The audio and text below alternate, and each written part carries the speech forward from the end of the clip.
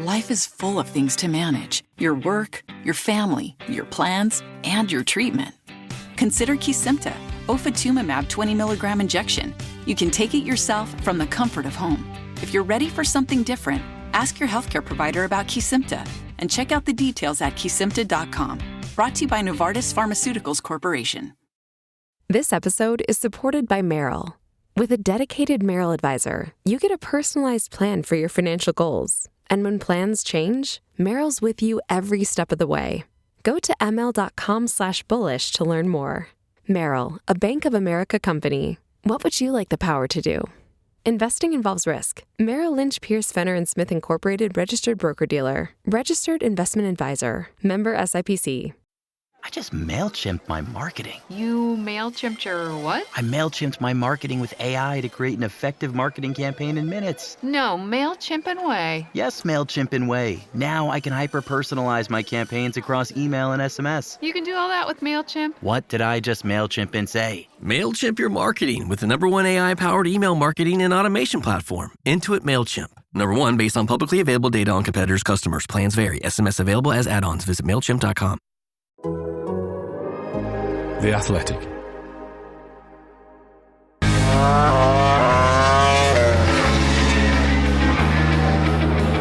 Pecco Bagnaia in the gravel. Jorge Martin barged out of the race lead on the final lap by Enea Bastianini. The second Misano MotoGP race was not a good one really for either title contender, although Martin comes out of it much better off in the end. This is the Race MotoGP Podcast. I'm Matt Beard. Joining me are Simon Patterson from Dublin Airport, Megan White and Val Khourounzhiy to go through all the things that happened over the Misano 2 weekend, and the pass for the win in the Grand Prix is the thing that has got most of you wound up over the last 24 hours since the race. As always, we've got loads of questions from the Race Members Club fired in via Patreon, and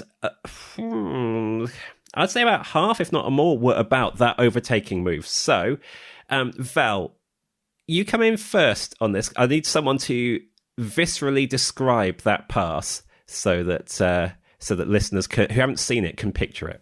Yeah, my apologies in advance for the quality of my voice. A bit sick. The overtake made me sick. It was so illegal. Anyway, don't worry, Val. I'm about to do like 7,000 flights. We'll all sound like this in a month's time.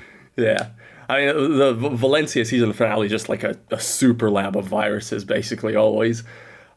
Great. Anyway, final lap, coming out of the previous corner, I'd say they're about line astern.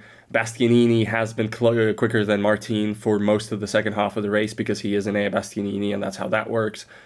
He hasn't really been close enough to even attempt an overtake necessarily, to even throw it down the inside and, wash out wide. He can't punch through the final couple of tenths to get to Martin, but finally he is there. The mismatch of pace has happened. They come up to turn forward, the pretty sharp right-hander.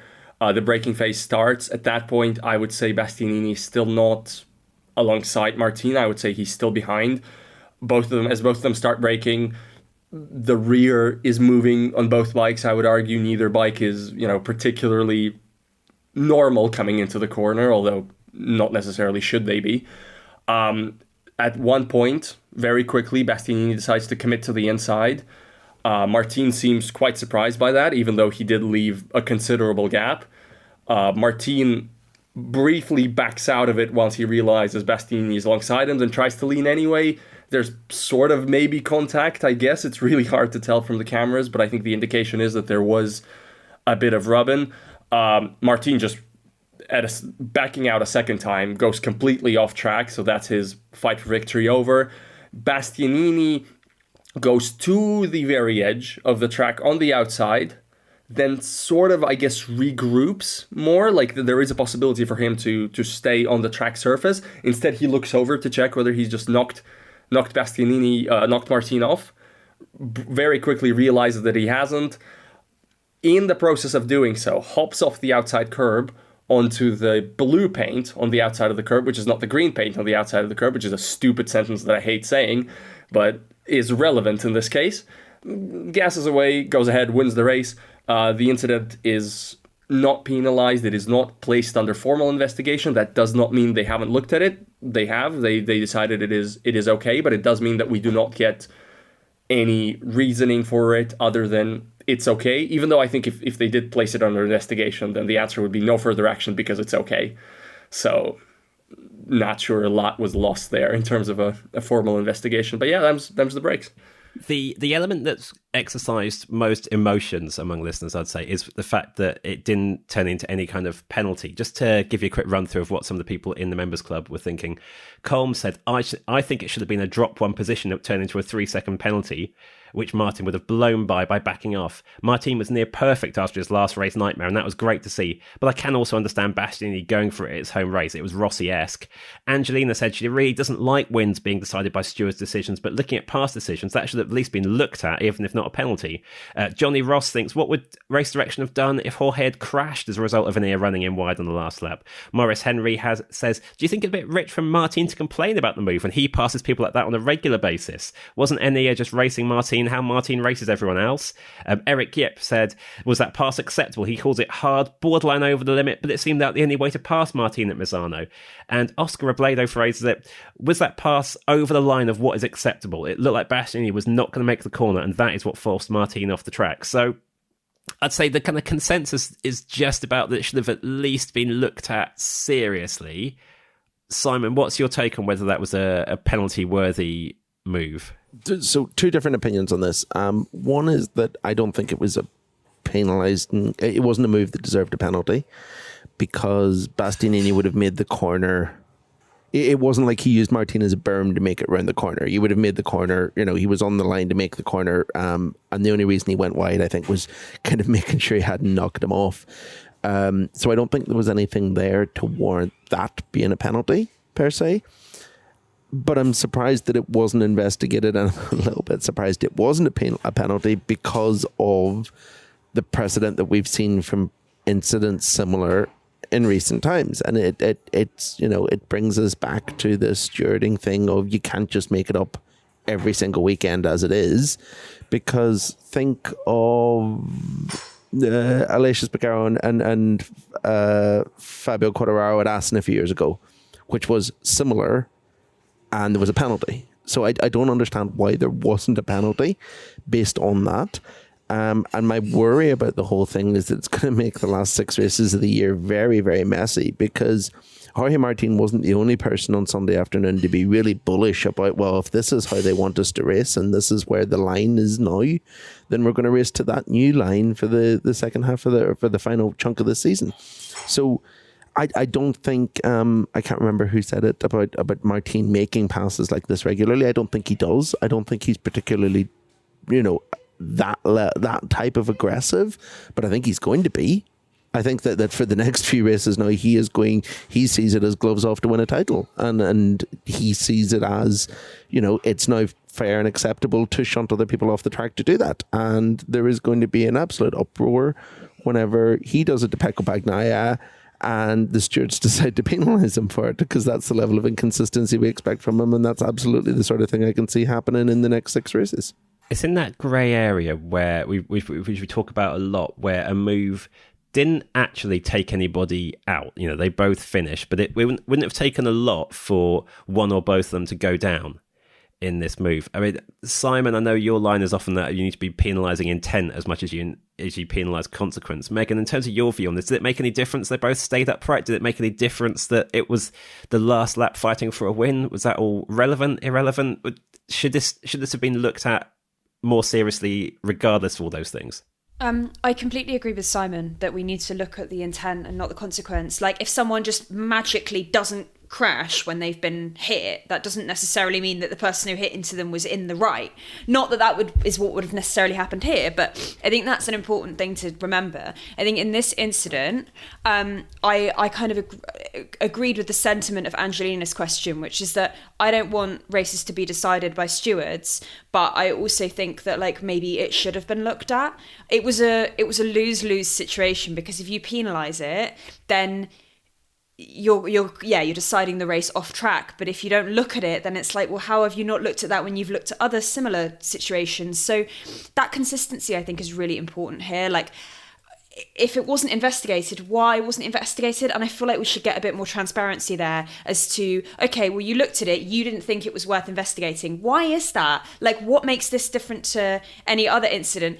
Pedro Acosta mentioned 3 incidents in the past that had not been penalised, which were quite similar.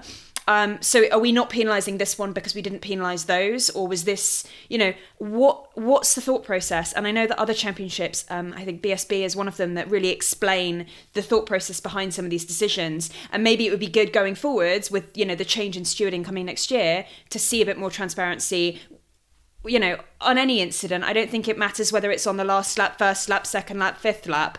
I think that we need to understand a bit more as to how these decisions are being made. And it also means that riders can, act accordingly. I mean, so firstly, I wouldn't have been at all upset if they'd given Enea Bastianini a long lap equivalent 3 seconds that would have left him 2 seconds clear of the win. Still would have been in P1, wouldn't have changed the race results, but it would have at least penalised something that we've seen someone else be penalised for. It would have been consistent and it wouldn't have affected the race. They had the opportunity to do that. And I think people would have maybe sniggered at it, but it wouldn't have been the worst case scenario. And it would have drawn a line under everything because it would have penalised him without changing things. And on the back of Megan's other point, her excellent other point, what we've seen British Superbikes do lately is they now have a camera in race control pointing at race director Stuart Higgs, and when he makes a call like this, they cut to race control and he explains it on air live. We've got a new chief steward coming in next year who is very, very comfortable in front of camera because he does it for a living right now as pit lane reporter. It's the perfect opportunity to take something from what they're doing in BSB and implement it. Why wouldn't you? Why wouldn't you have Simon Crafar on air saying, we've decided to go this way? 30 seconds. That's all it takes. We've decided not to do this because of this, this, and this. That's how the stewards see it. Thanks very much for listening. Yeah, I love that idea. We often debate a few of the opinions Simon Crafar has in our work chat while he's commentating, but the fact he's currently a media professional as well as being having all the experience he's got means he could certainly front up the decisions a lot more in his new role as chief steward. He gave a bit of a preview of his thinking about this, though, didn't he, yesterday? Yeah. Who spotted that? Was it Val? Yeah. We should caveat Crafar did say, saying what he said on the commentary, that he was not doing it with the steward's framework in front of him. Things might be different when he is in that role next year. But his take was quite notable, wasn't it, Val? Yeah, it was. And before I get into that, I want to offer a sort of context for my opinions that will follow, which is that consistency and transparency are, of course, very important. It's something that the stewarding regime needs to have, but in this case I don't care. Weirdly for me, in this case, whether this is consistent with past precedent, whether the reason has been explained to me well enough, both of those things are secondary to the philosophical question of whether this is okay, just generally whether we accept this kind of racing. And it might not even be worth having a debate over it, because some people just are okay with it and some people just aren't. I think that ultimately, if you overtake clean or you don't overtake. I don't like bump and runs. I don't, there are championships that just let riders or drivers hash it out the way they do. There are championships that appreciate contact. There are championships that don't like contact. I'm in the Aleix Espargaro camp of racing philosophy. I think overtakes have to be clean. Or they are not worth much for me. I do not think it is fair when the rider behind is advantaged by the fact that he is behind. So now something that was proffered by Simon Crafar in the post-race MotoGP.com show, and again, something that he caveated 1,000 times by saying that he hasn't yet looked into the stewarding lingo, precedent, etc., all that. But what he suggested is, in his book, it would have been a drop-on position unless it was on the final lap. I don't like that approach to racing. That doesn't mean it's necessarily incorrect. That doesn't mean it's invalid. If riders know those rules, then I guess that might be fine. But for me, last lap lenience is a lot like first lap lenience, but even worse. For me, the logical extension is, let's put a zipper on their airbag, and inside that zipper is a gun, and on the final lap they can take the gun out and shoot at their rivals. An overtake's either a clean overtake or it isn't, whether it's lap 1, lap 500, lap 5 million. I've heard a lot of arguments for why Bastianini's move was clean, those arguments being that he was faster anyway, and that it's hard to overtake in MotoGP. Neither of those things are arguments for me. That's not a case. That's circumstances around it. The overtake is either clean or it's not. You either consider it clean or you don't. For me, this is not how I like racing to be. If you can't overtake, fix the reason why bikes can't overtake instead of encouraging bump and runs. Well, now, that, with all that said, I don't think it was super, super, super dirty. I just think that I haven't heard any convincing argument for why this is fine and cool and okay. So it's interesting you say fix the thing that stops us overtaking, because we are going to get onto your question on those lines in a second. But I don't mind last lap leniency. I think psychologically the last lap is your last chance. It's like every other lap you could, if this pass doesn't work, you have another chance to repass, to keep the battle running. Last lap, it's like it is now or never. That is different. First lap leniency. Then why run the other laps? Why not just start with the last lap? Well, maybe these races are all too long. We need more super sprints. I've advocated for a while we should do that with Moto3. I mean, they don't need the middle 20 laps. I'd go with that. Megan. The thing is, if you were playing a game of football and you were drawing and it was the 89th minute, you can't suddenly go and break someone's shin. Like, you can't just suddenly be like, oh, I'm going to go and punch this guy in the face because we've only got 2 minutes left to score. Like, that doesn't work like that. So I don't think you can just, like, go all rules out the window. Like, it's just... Okay, not that far, maybe. I'm not advocating, like, full-on violence. Val advocated shooting people, so let's go easy on Megan. True. Val did advocate guns. The word advocated there is doing a lot of heavy lifting. I just think you either have rules or you don't have rules, and saying, oh, well, these rules don't apply at this point and this point, like, does that mean you're going to have some sort of lap in the middle of the race, like Mario Kart, where suddenly, like, everyone's throwing turtles around or stuff? Like, do you know what I mean? Like, it's just, you can't...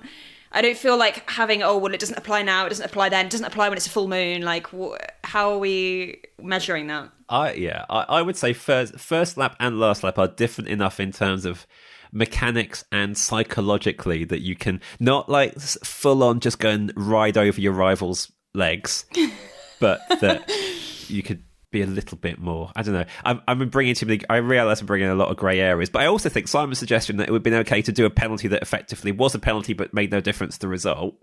I know you said people might have, like, found that a bit funny. They'd have found that more than a bit funny. They'd have been absolutely enraged at the complete pointlessness of it. Even though, I get it. In terms of the letter of some regulations, that would have been absolutely fair and correct if you'd said that is worth a penalty, and that penalty is this much as standard. So the fact that that time wouldn't change the finishing positions, is irrelevant in that consideration. But yeah, they don't. I don't think the precedent is actually quite that. I think we have seen race direction in various Grand Prix series exercise discretion in specifically making the finishing order what they want it to be at the end.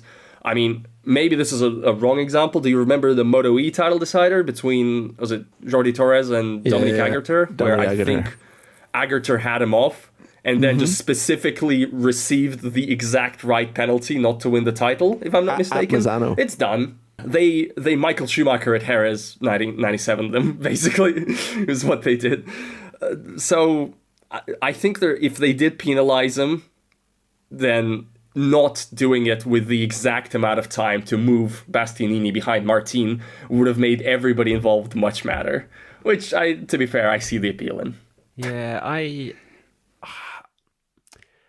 still think that the path of most chaos would have been a penalty that had no actual effect. I think if it was a penalty that changed the winner, a lot of people would have been outraged. A lot of people would have gone, that's fair. The situation that we have has had that effect as well. I genuinely think the way to anger every single person would be to put on a penalty that has no actual impact in who finished where. But I do like this idea of, like, sometimes you might need to put for a title decider. I think that Moto E course of action wasn't the worst thing. If someone takes out their title rival and wins the title as a result, you can't really, like, rip up the whole championship standings. But if there's a little way to just, perform justice, then take it. I mean, sometimes angering everyone at once is actually the way to do that. You would say that. You would say that. You're never going to make everyone happy at once. But you're never going to make everyone happy at once. So why not just make everyone a little bit angry at once. At least that's, fair. This sounds like the family crest, I'm not going to lie. This sounds like a motto. The thing is, the regulations are really vague and we don't hear any explanation as to how the stewards have reached their conclusion. So we can't say how, it's not about people being happy or people being angry or people being sad or disappointed, whatever. It's about, have the regulations been adhered to in this instance? When the regulations are vague and we don't hear explanations for the stewards' actions, there is no way to measure that. That's the issue. People will be pissed off whatever happens. It doesn't matter, who, whatever. Everyone's going to be annoyed or everyone's going to be happy or whatever. Nobody will ever agree. But the metrics to measure that are really vague at the moment. Yeah, I'd go on, Val. I just want a small caveat to what I said earlier. I came off as really arrogant by saying I haven't heard any good explanations for there being not a penalty. I think the fact that Bastianini effectively did stay within the limits of the track until he got distracted by the question of whether Martin had crashed or not, I think that's a fair example to bring up. So it's just, do you think that move is on or not? And if you think it's on, yeah, it's legal. That's fine. I can't say that's unreasonable. It's not how I see racing. It's not like a great injustice. It's just not for me. I do agree though, Val, your earlier point that one of the arguments you'd seen presented for it being fine was that Bastianini was faster. That does not hold water. That is not a reason to just do whatever you want in a passing move, whatever lap it is. But he was faster, he was struggling to overtake, and a couple of our Members Club listeners have made the point about this is just another example of the racing not being good enough right now and kind of forcing riders into doing these do-or-die moves. Colm said, might this force action on ride height devices because it's so hard to pass whether you're doing it cleanly or not? RE865 said, we've continually heard that front tyre heating and following causes tyre pressure issues that limit passing. He also, he or she also adds, how was Bastianini able to follow Martin closely for most of the race, given that situation? So is this just another example of we just need to sort the issues that are stopping proper racing out, Simon? So two things. One, I had a very frank and honest conversation with someone very senior in Dorna on Saturday afternoon, who were quite critical of some of my statements over the weekend about MotoGP being a bit boring right now because they don't see it that way. So they don't believe that there's anything to fix. But if Enea Bastianini hadn't made that move, man, that would have been a dull race. Yeah. Because it would have been a race entirely focused around Pecco Bagnaia falling off because of a bad Michelin tyre, and there would have been nothing else of note happening in the race. It would have been so damn dull without it. And I strongly disagreed at the time that there isn't a problem with MotoGP's quality of racing right now, and I don't think that Sunday did anything to dissuade that. And I wonder if maybe the reason that the stewards are being a little bit more lenient is because at least that way someone's trying to make overtakes as opposed to sitting behind your rival on tyres that are overheated and not really able to be used to make an overtake in any other way. I think that, that observation regarding Bastianini is also one a lot of the riders made during the weekend. Bagnaia had no trouble following Martin in the sprint relative to his own experience 2 weeks ago. And I think there was a lot of relative confusion as to why it was suddenly more doable than before, even though still, Bastianini could not quite get close enough, but at least he could run close enough for a very, very long period of time. Now, I think also Enea Bastianini is a little more resistant to that front tire stuff than basically anybody else. I think he's sort of the guy who is least bothered by it generally. But it is a good observation. I wish I had a good answer for it, but might be above my pay grade in terms of chemistry and stuff like that. Get your football scores in a snap with the Apple Sports app.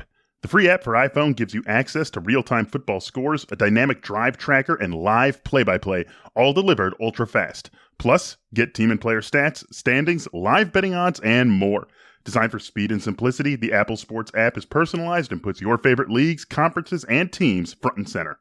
Download Apple Sports now in the App Store in the US, Canada, and the UK. This episode is supported by Merrill.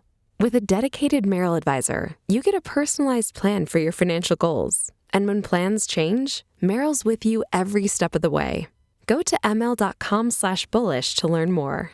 Merrill, a Bank of America company. What would you like the power to do? Investing involves risk. Merrill Lynch, Pierce, Fenner & Smith Incorporated, registered broker-dealer. Registered investment advisor. Member SIPC.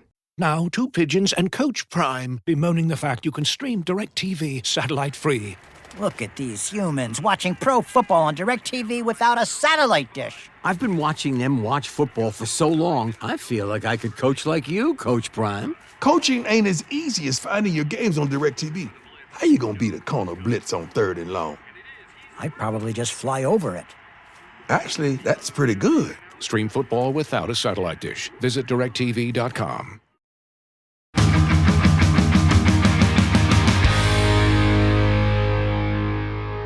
Although Martin didn't actually win the Grand Prix, he did still come away further ahead in the championship than it looked like he would. 24 points clear again now because Pecco Bagnaia fell off while chasing him and Bastianini. And before that, Bagnaia's pace had been, frankly, all over the place. And that's allowed a few of the members to question us on our statements about Bagnaia's mental unflappability and the fact Bagnaia is going to cruise these Misano races.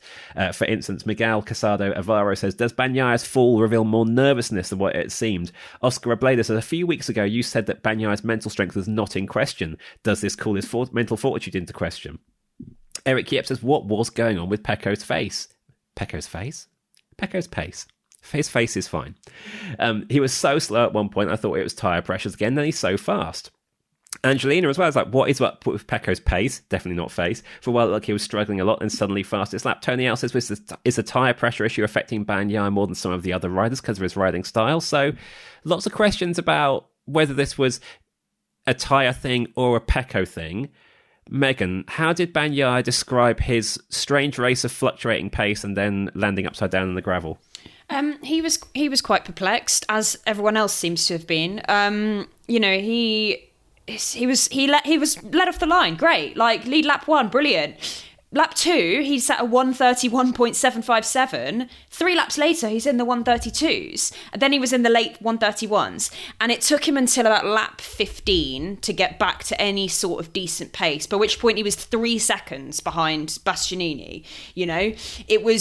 It was not good. And he spoke afterwards and he said that it was his medium rear tyre, and he said it wasn't working for 15 laps. No issues with temperature, no issues with pressure. He said on the warm-up lap he was having issues. He was struggling then, he was struggling in the start of the race.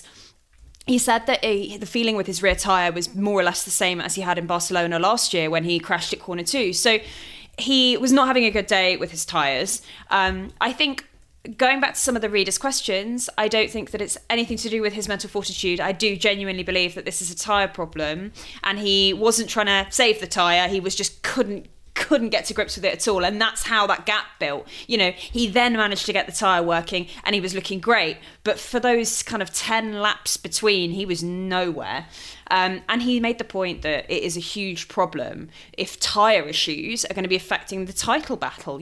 It's not how anyone wants the championship to be decided. He said Michelin want to give us the same chance every time, but for some reason sometimes the tyre is not working the same, and that it's a shame because he did all the weekend in a perfect way, everything was set, and then he gets to the race and it wasn't happening, and it's not making the championship balanced. So that was Pecco's take on it across the weekend, and it looked like it was just a really unfortunate problem with his rear tyre.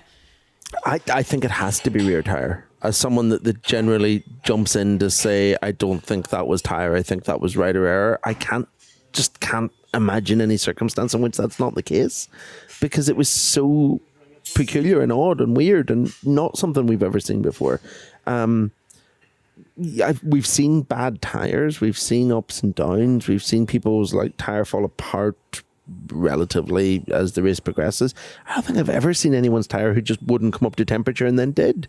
And the fact that Bagnaia was able to suddenly do lap record pace in the middle of the race out of nowhere kind of makes me I at least understand his confusion, and his whole, there's a demeanour. You get used to riders coming in after a race and complaining about a bad tyre, and they've got a way about it. They're quite bullish, but they're saying things that, won't get them in trouble with Michelin, even though they're very much obviously blaming Michelin and whatever. Pecco wasn't like that on Sunday afternoon. He was utterly perplexed. He just did not understand what had happened to him. He looked like a rabbit in the headlights during his media debrief, and I tend to lean on the side of, that was the case, because this was just really, really odd.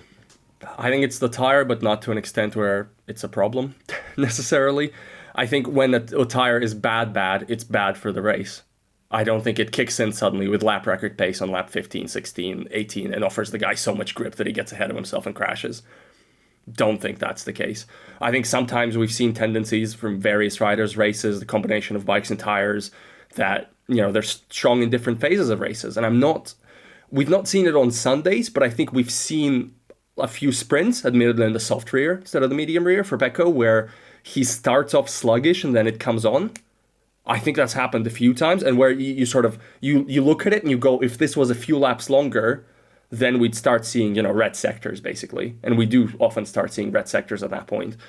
Whether this is, skill or luck, that's a different question. But I don't think this is this is a situation where Bagnaia got uniquely hosed. I think this is part of the formula.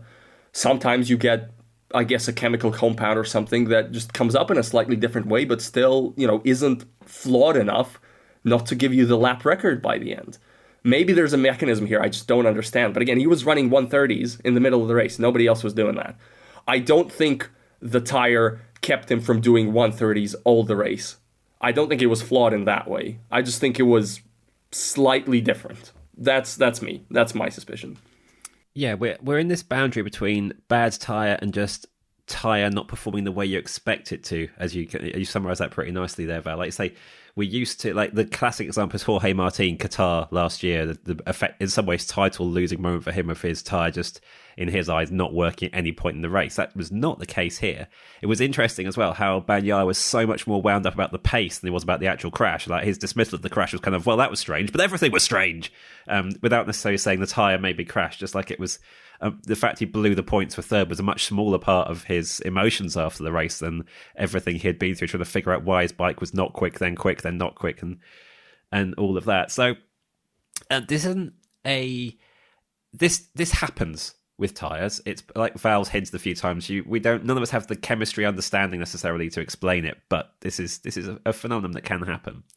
So delaying the tyre change is not going to solve something that's going to make this worse next year as well. This is separate, but it is also a little bit ironic, Simon, that on a weekend that began with a lot of optimism that a new tyre was going to solve MotoGP's problems, and then that solution is put back a year, that a tyre issue then kind of decides a big part of the race as well, isn't it? That we started with some really bad news in our eyes for the championship, with the new Michelin being delayed till 2026. That's what prompted the conversation where I got told off by someone saying you're a Dorna because really? My comments about the new tyre not coming were not very complimentary. Yeah. It's a disaster. I mean, I just want to stop worrying about tyres. That has to be the goal of a control tyre, right? The goal, if you're a control tyre manufacturer coming into any championship in motorsport, your goal should be that no one ever talks about you. That your branding is there every weekend, but no one's talking about you, because people only talk about tyres when they go wrong. Yeah. And it's not Michelin's fault that this isn't working. I mean, if it's anyone's fault, it's the manufacturers, because they're the ones who won't test. Dorna have blame because they won't force the manufacturers to test the new tyres, and because they've got this insane overloaded calendar that means that there's no time to be found for tyre testing in particular. Riders share a bit of the blame, because I think with the exception of Pecco Bagnaia, none of them really want to try new tyres whenever they turn up at a test anyway. It's not really a surprise that Pecco is the guy that likes this, because he's also the guy that's done the most work on new tyres. If you look back to, when Michelin have brought other things to different tests and events and stuff like that. But, they're talking about how all the talk whenever they announced that the new tyre wasn't coming was about, we need to try it in more conditions. We need to try it at more circuits. Well, we've had all season to do that. This tyre's been in testing for a year. So why haven't we used half of the pointless anyway Friday morning free practice session to say new tyres only? Tested at every circuit, and you know what? We'd have had a new tyre for the whenever we came back from the summer break at that point. But it hasn't happened. It won't happen, and here we are. And I suspect that some of the factories, to be cynical and quite irritated about it, like I am, I'd imagine that some of the factories it's in their best interest. They know it's in their best interests not to bring a new tyre. I mean, the people who are happiest about the new tyre not coming next year were the ones who are riding GP24 Ducatis next year, because they're worried that a new tyre is going to mean another season like this year where they brought a new rear tyre and their bike didn't work with it, and they're not getting upgrades to fix it because they're only on year-old machinery. Ducati know that's a real risk. So they have a veto power, essentially. They can say, no, we don't want it to come, and here we are. And they're not the only factory in that position either. But basically we're once again, as with ride height devices, as with aero, we are beholden to factories and engineers trying to do things the way they want to do it. And the problem is that the people sitting at home watching the sport, the people who are essentially paying for it in the end, are, suffering through racing where no one can overtake unless they do a mad lunge that then means that the only thing to talk about after the race is whether or not there should have been a penalty. So, yeah, I would add as well, like, this is not... I think it was Alex Marquez who most eloquently made the point about being on a year-old bike next year and just going, that'll be such a relief to not be on a tyre that's not designed for my bike. But for the overall good of the championship, oh well, if a few year-old bike riders have got mismatched between tyre setup and their bike, sorry, but live with it if it's going to make everything better. The big thing for me here is this tyre is needed because the bikes are too quick, are developed in different ways, and Michelin hasn't been given chance to make a tyre that keeps up with the rest of the bike. And that is such a core part of performance, safety, as well as the action thing. Like, I wouldn't say MotoGP racing is bad. I've been a MotoGP fan for 20-ish years. I've seen worse than this. I've seen better than this as well. It's not the best. It's not terrible. It is better than 90% of other motorsport, and I'm loving this season as I've loved the last few. But it could be better. But just for all those other reasons as well, just let us have a tyre that does what the bike needs it to, now that these bikes are so much more developed in such different ways as well, with the aero, with the ride-height devices, to what they were when this tyre was conceived. Just let us stop talking about tyres. Yeah. Who cares, really? I don't want to talk about tyres.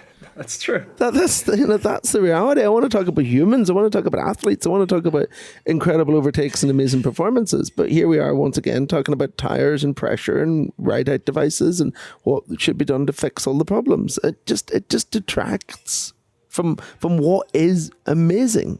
It detracts from it.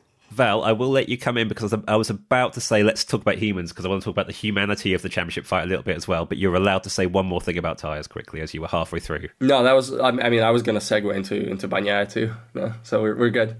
We're good. We're totally aligned. Before you do that, let's go into some of the questions people have asked about just the mental side of this now, because like a few of the other listeners alluded to, we've talked a lot about Martin being the one who crashes, Bagnaia being the sensible one.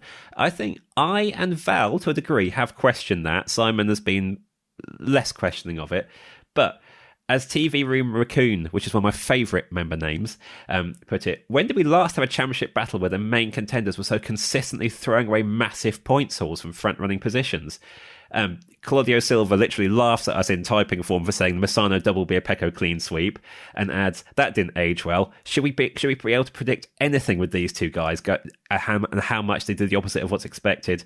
And Dan Neal makes a sensible point of points-wise, Martin is ahead, but with the circuits we've got to come next, isn't now genuinely advantage Martin? Going back to this idea that actually we've had all the Pecco's best tracks now. Now we get to the flyaways where Martin often just starts really churning out his amazing pace. So, Megan, as the neutral in this debate, I think, because I don't think you've had a chance to have much of a say on this one on your episodes yet.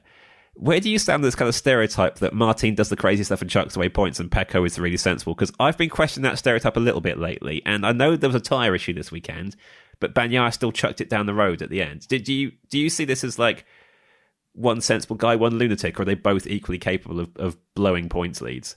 They are both equally capable of blowing points leads.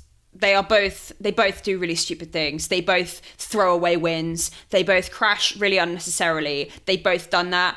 They both have a history of doing that. They both improved, but neither of them have improved to the point where it's like, oh, they're easily going to run away with it. So I think, yes, it will be unpredictable, but I wouldn't say, oh, one of them is going to be great and the other one's going to throw it down the road. Like, I do think that they are both very capable of binning it at very inopportune moments.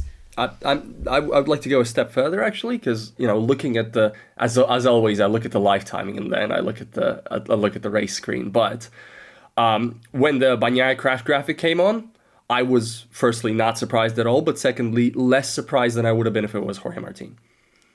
I think he actually does this more than Martin. That is my not so scientifically based belief. I think Martin leaves points on the table more in other ways. I really like that first question, Matt, from the members club, because the question, when was the last time we've had have you worked this out? A title fight? Yeah, last year. Yeah, very good point. Yeah. So I had to go back a long time. Last year, there's some common denominator between that title race and this title race. There is a bit, isn't there? Yeah. But look, I like both of these guys. They're both fantastically fast. They both are champions. They both are spectacular riders, super fast. I don't think it is healthy for the discourse to start throwing words around like, choker, liability, whatever, mentally fragile, etc. I don't like any of that stuff. They both have a mistake in them, very clearly. And they are not far enough ahead of the other guy ever for that not to matter. I said rounds ago that I think this is going to be a title fight decided by who chucks away the most points. It's not going to be the win duels. It's going to be who pits while the track is dry or whatever. That's what we're seeing. I think that's what we're going to see over the rest of the season. And that's what we saw last year, I think. But I do think Martin has the advantage now, yes. I think as well, I agree with what Val said as well, but also, you can't discount Bastianini at this point. He's not that far behind. So we're talking about it being a very Pecco, very Martin, what about this guy? Because I do think we talked about that a while ago, but, Bastianini has still had a lot of strong weekends. Whatever you think about the manner in which he won that race, he did win that race. So Bastianini is still there. He's still third in the championship. He's 30, I can't do maths very quickly, 30-something points behind Bagnaia. So 35. And Marc Marquez, thank you, Matt. And Marc Marquez is 1 point behind him. So I'm not saying I think Marc Marquez is going to win the championship, although that would be brilliant. But, there's still 4 guys in it. So I think talking about it as a Bagnaia and Martin issue is not necessarily, you have to factor in what's Bastianini going to do, where's Marquez going to be strong, that kind of thing. I just want to chip in and say the scariest words that any MotoGP journalist can ever say. The last time that someone threw away a championship quite like this was Marc Marquez and Valentino Rossi in 2015. We should talk about that sometime. We should definitely talk about that sometime. No, okay, if you say so. I prefer not to speak. If I speak, I'm in trouble. On the Bastianini point, I get where you're coming from, Megan, but I'm desperately trying to think of the last time I noticed Bastianini between the last time he was awesome and yesterday when he was awesome again. It's the bits in the middle for Bastianini that, speaking as a bit of a Bastianini fan when he was coming through, I just, that's where I think he's going to let himself down. Simon, you should have the last word on the kind of Bagnaia versus Martin error rate debate, because you have been the kind of Bagnaia mental strength advocate through the year. I think we have made the point that maybe we're not denying Bagnaia had a crash in him earlier in his career, but we've talked about how maybe he's further along the curve in tidying himself up than Martin is. Val is shaking his head frantically at this. Val is frantically Never believe that. Never believe that. I disagree. I still think that that Bagnaia is a more collected character. I think he's better at controlling situations, and I think the perfect evidence for that was if you get a chance, go and have a look at the press conference from after Sunday's race, whenever Jorge Martin basically got really angry with everyone who accused him of being a bit unhappy with finishing second in a very petulant and childish and arms crossed way. Maybe Pecco's just the better poker player, but I think he's a bit more in control of his emotions altogether. I think there's no doubt about that off track, but I would still kind of raise Bagnaia's crash rate and go, yeah, he's a chilled character, but his bike does end up upside down a few times. This episode is brought to you by Allstate. Some people just know they could save hundreds on car insurance by checking Allstate first. Like, to check you have the tickets in your wallet first before you drive 2 hours to the big game. Seriously, you had one job. Now the closest you'll get to the 50-yard line is parking lot D. Yeah, checking first is smart. So check Allstate first for a quote that could save you hundreds. You're in good hands with Allstate. Savings vary. Terms apply. Allstate Fire and Casualty Insurance Company and Affiliates. Northbrook, Illinois. eBay Motors is here for the ride. With over 122 million parts, you can make sure your number one ride or die stays running smoothly. Brake kits, LED headlights, bumpers, whatever your baby needs, eBay Motors has it. And with eBay Guaranteed Fit, it's guaranteed to fit your ride the first time, every time. Plus, at these prices, you're burning rubber, not cash. Keep your ride or die alive at ebaymotors.com. Eligible items only, exclusions apply. Earning your degree online doesn't mean you have to go about it alone. At Capella University, we're here to support you when you're ready. From enrollment counselors who get to know you and your goals, to academic coaches who can help you form a plan to stay on track. We care about your success and are dedicated to helping you pursue your goals. Going back to school is a big step, but having support at every step of your academic journey can make a big difference. Imagine your future differently at capella.edu.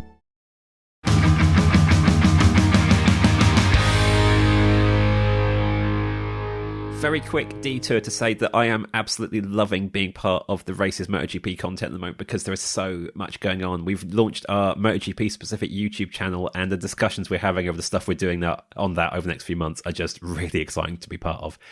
More and more videos coming out with more and more fun things in them that we're now able to do. Won't say much more than that for now. Simon on Thursday, I think it was, just ran through this little list of people he's got lined up as interviewees for the podcast, both for the main series and for the MotoGP Extras exclusive for the Members Club. And it's a ridiculous list. This winter is going to be really, really fun. Thank you, Simon. You're welcome. There'll be a few times where we have enough advance warning on the recording times as well that we can ask the Race Members Club to throw questions out there. If you want to be part of the Race Members Club, look for us on Patreon or go to the-race.com/members-club. There's a riders only tier if you just want the two-wheeled stuff. We give you a few extra exclusive podcasts every month. Frankly, we'd give you even more if Simon was on planes less and producer Johnny had more arms, we'd probably squeeze in a few more. But I'm also really conscious that often these post-race podcasts end up being all Bagnaia, Bastianini, Martin, Marquez, and there's 18 other people out there to talk about. But I promise that we'll do a few more episodes where we ban ourselves from talking about those four and talk about everybody else in some of the race gaps, which I think do exist at some point in the next 2 months. I'm not entirely sure where at the moment. But yeah, we should talk about some other people in this podcast as well. So back into the pot of the Race Members Club questions. And we're starting with one specifically for Val, as Dan Neal puts it.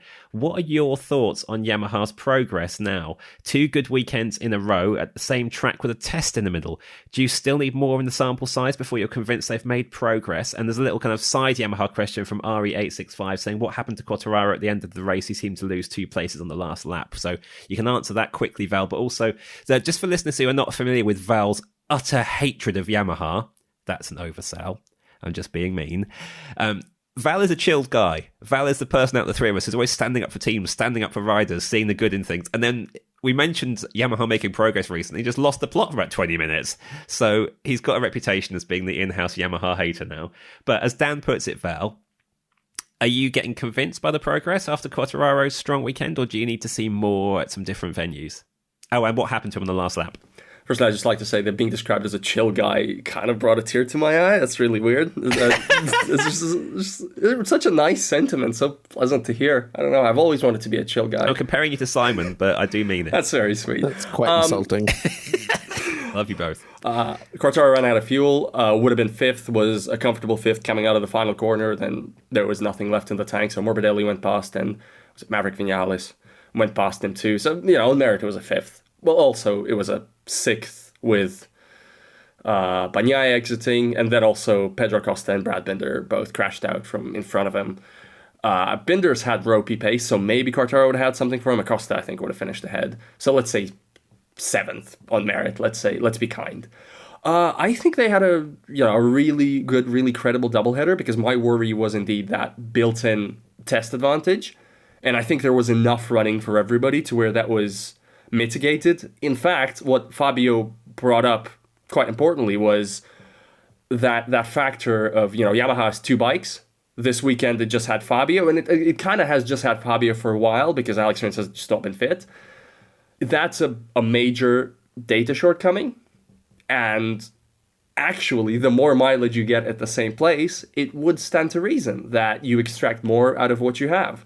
So it is genuinely quite promising for Yamaha that with all that extra mileage, there was proof positive that, yeah, there is more to extract.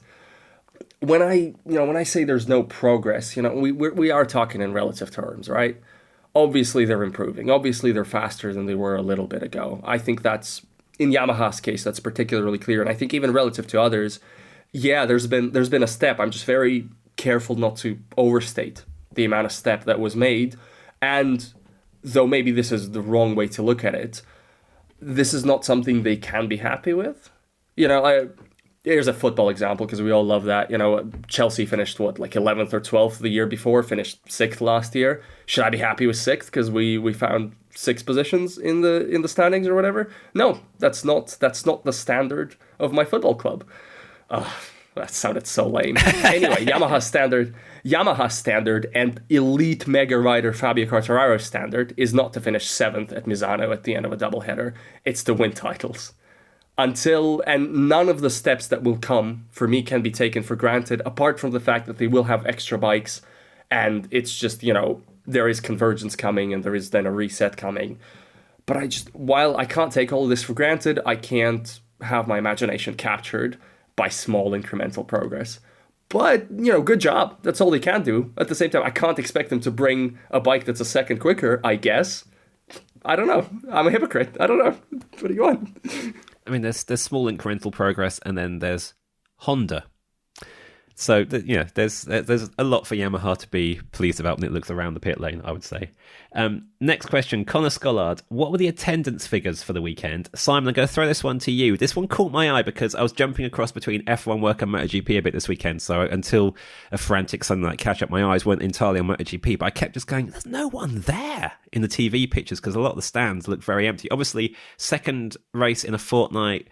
Controversial clash with World Superbikes nearby as well. I doubt that saps the crowd particularly. But what was it like at the circuit, attendance and atmosphere-wise? Obviously, you could let us know the official numbers too, but what was the vibe as well? It felt like a test. It's the weirdest European MotoGP race, certainly the weirdest Italian MotoGP race I've ever been to. It was odd, really, really odd. Official crowd figures were pretty much exactly half what they were 2 weeks before. Which is probably a little bit better than expected. But see, the thing is, right, Misano is like the Italian seaside resort. It's where all Italy goes on holidays. The last week of the season is traditionally the weekend before the final race, or before the Misano GP. So they get one more weekend out of their season, essentially. And then all of the shops, restaurants, and hotels shut down. And everyone goes home or goes to the mountains for winter to ski because it's Italy. And walking through town on Thursday night there was just nothing. Like, all the restaurants that we normally eat at were shut. There was no one there. So there was a bit of a kick on Sunday, I think, because people came for the day. But it was really, really odd. And like you say, a debut World Superbike round at Cremona, little over 2.5 hours away. I think I'm one of the only people in history to have ever been in the MotoGP and World Superbike paddocks in the same day, because I stopped at the World Superbike paddock on the way to the airport last night to pick up my wife and her team. But they were that close, basically, that I finished up work and was still there at a reasonable hour. And they had a great crowd because they had sold out their tickets. It was quite a small venue, so they didn't have a lot of tickets to sell, but they were sold out weeks in advance before this was organised. And it's pretty obvious that they basically shoehorned in a race with low crowd figures. But we were speculating about this earlier in a conversation with someone about we always know that there's a minimum amount of races that has to happen each year to kind of satisfy the TV contract. And I would imagine it's 20 races. And we had 22. We cancelled 3 of them, one of them twice. So we had to find some way to shoehorn in something to meet contractual obligations. And guess what? It was, let's go back to Misano. And it doesn't matter how many people come, because it's about the number of people that watch it on TV at home. You know what? I mean, that sounded very, very negative, but honestly, that sounds like a reasonable outcome to the challenge to me. 40,000 people came for a race that wasn't supposed to be there. You have to do the TV box tick. What can you do? It depends on how much it costs to host a race and how many people you need through the door to break even. That's where it becomes, and we will never know that for sure, but you don't want Misano to have lost a ton of money to make a race happen for TV. And there was, the fan experience was less over the weekend because there was less big screens, there was less grandstands open, et cetera, because that all costs money. Yeah. So yeah, that does make sense. In a way, fair play to MotoGP and Misano for making this race happen. I imagine overall the fans were glad that there was a race to watch this weekend when they expected there to be a race to watch somewhere. Simon, your logistics are not fun over the next few months. You're doing this podcast while briefly in Dublin between being in Italy and heading off to Indonesia before you then head off to everywhere else around the globe. I don't suppose it would have been the worst thing in the world if this one had just been left to quietly disappear once India wasn't an option. Or even like the original backup plan of Qatar. Because I'm about to jump on a flight to Qatar. Yeah. And then to fly on to Indonesia. If I'd been leaving in Doha right now, that would have been quite nice, actually. And ironically, all the MotoGP freight is currently on its way to the airport in Milan to fly to Doha before flying to Lombok. Ultimately, with what I said in mind, anything that reduces a major motorsport championships calendar these days is a good thing. Any cancelled race is a win. That sounds insane, but that's just how it is. We're on overload that's very true. We have been for a very long time. We could have cancelled this and done a 3-day tyre test at Misano. Pah! Megan. This is why I spend most of my time in the World Endurance Championship with its 8-round calendar.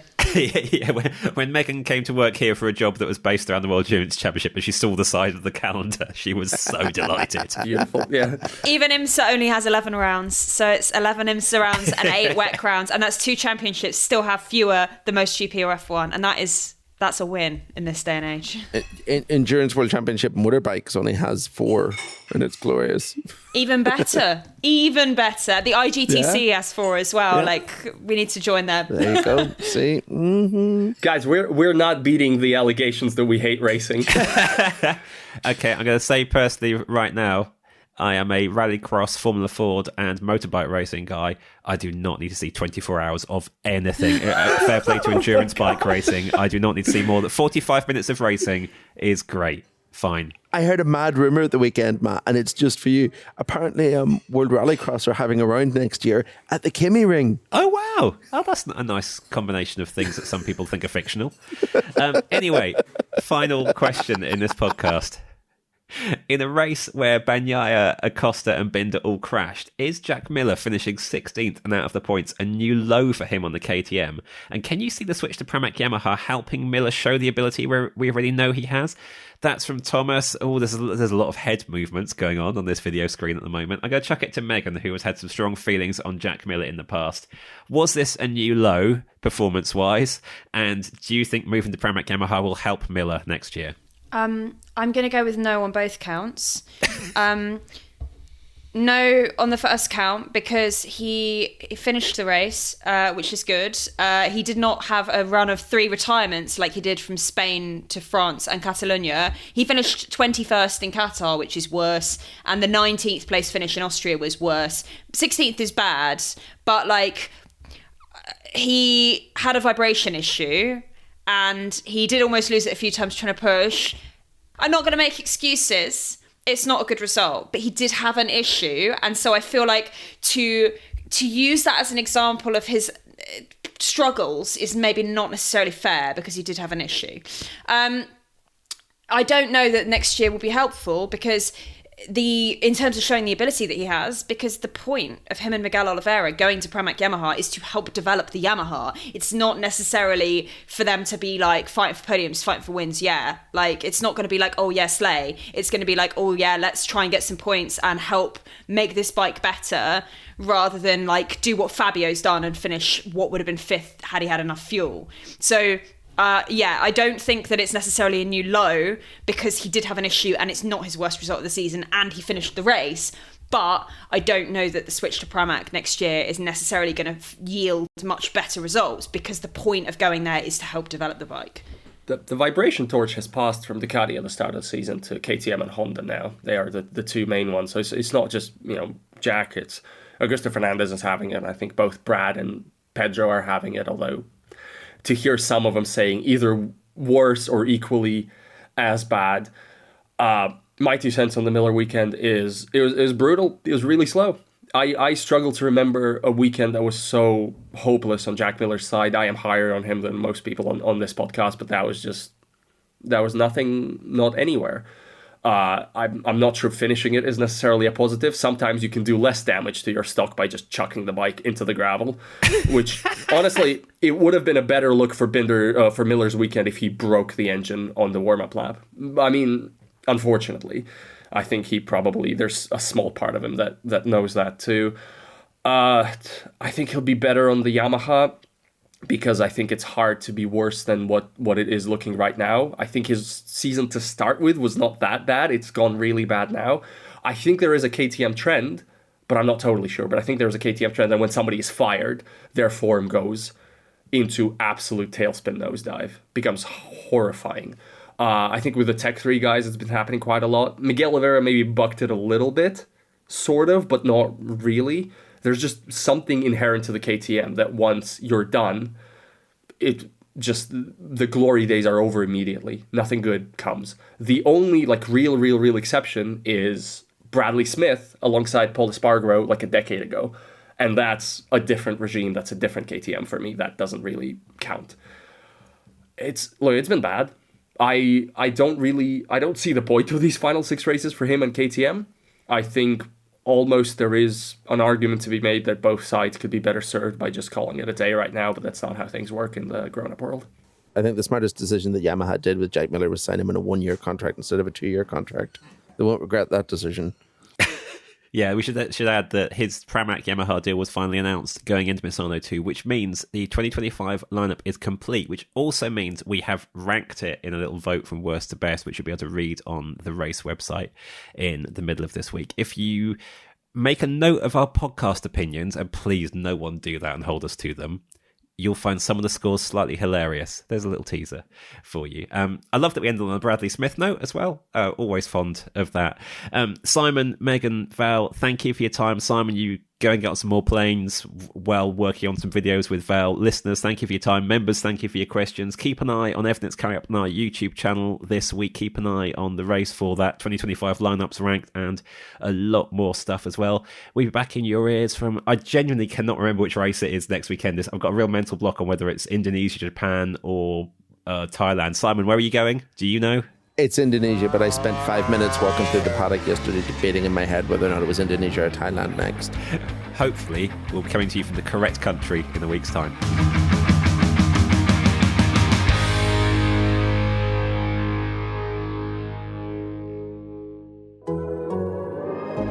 The Athletic.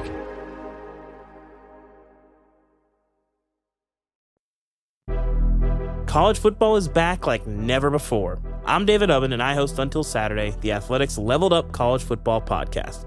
3 times a week, you'll hear me and my co-hosts, fellow Athletics senior writer Chris Vanini and 2-time national champion Damian Harris, embrace the sport's new madness with you. We're also just going to have a ton of fun enjoying all the things that make college football great. Check out the brand new Until Saturday every Monday, Wednesday, and Thursday this fall. You can find us wherever you listen to your podcasts.